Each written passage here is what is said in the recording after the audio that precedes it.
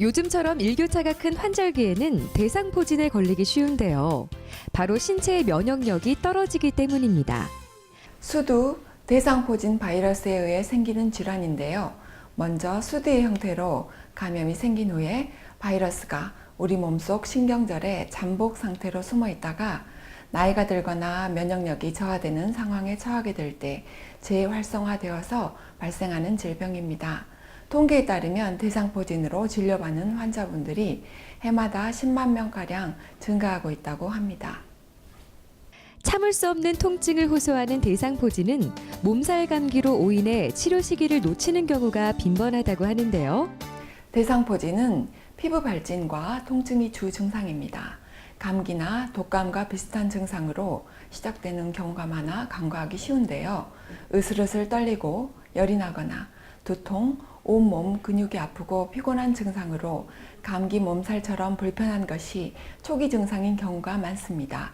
그 후로 3 내지 5일 후에 몸의 한쪽으로 신경 분포에 따라 대상, 즉 띠 모양의 피부 발진, 수포, 농포가 생기게 되고 1 내지 3주에 걸쳐 딱지로 변하면서 낫게 됩니다. 그리고 통증은 감염된 신경절 부위에 따라 가려움, 이상 감각 등으로 시작해 지각과민, 통각과민 등의 증상과 함께 타는 듯하고 칼로 베는 듯하고 전기 오는 듯한 다양한 통증을 경험하기도 합니다. 대상포진은 단순한 피부병이 아닙니다. 당뇨처럼 합병증이 더 무서운 질환인데요. 그 중에서도 포진 후 신경통은 합병증의 약 90%를 차지할 정도로 심각하다고 합니다. 대부분 피부 증상은 2 내지 3주, 통증은 4주 이내에 호전되는데 세균 감염으로 피부 상처에 염증이 생길 때에는 흉터가 생기기도 합니다. 드물게는 환자의 전신 상태가 좋지 않을 때에 온몸으로 퍼질 수도 있고요. 폐렴이나 뇌 척수염을 일으킬 수도 있습니다. 그리고 손상되는 신경에 따라 안면마비, 청각 이상, 눈의 합병증, 대소변 장애가 후유증으로 남을 수도 있습니다. 가장 중요하고 흔한 후유증은 포진 후 신경통인데 발진이 사라지고도 한 달 이상 통증이 지속될 때 진단되어집니다.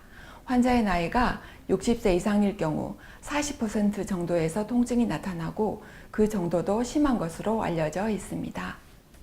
대상포진에 걸린 경우라도 초기에 적극적으로 치료하면 90% 이상 통증이 감소되며 대상포진 후 신경통의 발생을 최소화할 수 있다고 하는데요. 피부 발진이 나타난 지 3일 이내에 항바이러스제 치료를 시작하는 것이 중요합니다. 필요에 따라 소염제나 항생제를 함께 투여하기도 하고 항우울제, 항경련제나 마약성 진통제와 같은 강한 진통제가 필요한 경우도 있습니다. 통증이 너무 심할 때에는 마취 통증의학과 전문의와 상의하여 적극적이고 지속적인 통증 관리를 하는 것이 중요한데요. 병의 경과를 단축시키고 포진 후 신경통의 빈도와 통증 강도를 줄이는 방법이 됩니다. 대상포진은 치료 후 재발률은 5% 미만으로 낮은 편입니다. 하지만 면역력이 떨어지면 언제든지 재발할 수 있다고 하는데요. 대상포진 백신을 접종하면 포진의 발생을 줄일 수 있고 포진 후 신경통 예방에도 도움이 됩니다.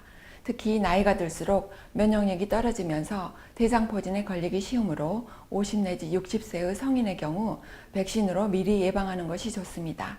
더해서 평소에 면역력 강화에 좋은 음식을 챙겨 먹고 규칙적인 운동을 꾸준히 하며 충분한 휴식과 수면 습관을 갖는 것이 좋고 스트레스를 잘 해결하여 심리적인 안정과 편안한 마음 상태를 유지하는 것이 더욱 중요하다고 하겠습니다.